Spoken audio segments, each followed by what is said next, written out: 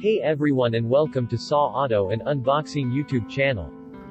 Today I will take you through the process of restoring the oxidized yellow and faded headlights on my 2010 Peugeot 407 Coupe.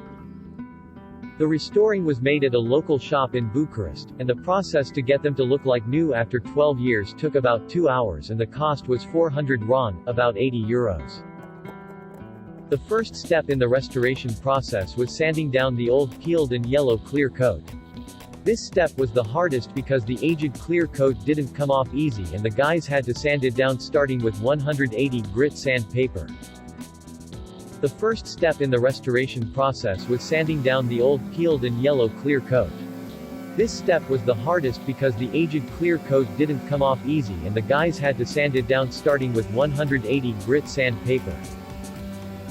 After the sanding process was done, the guys polished the headlights with a special 3M compound that make them shine like new.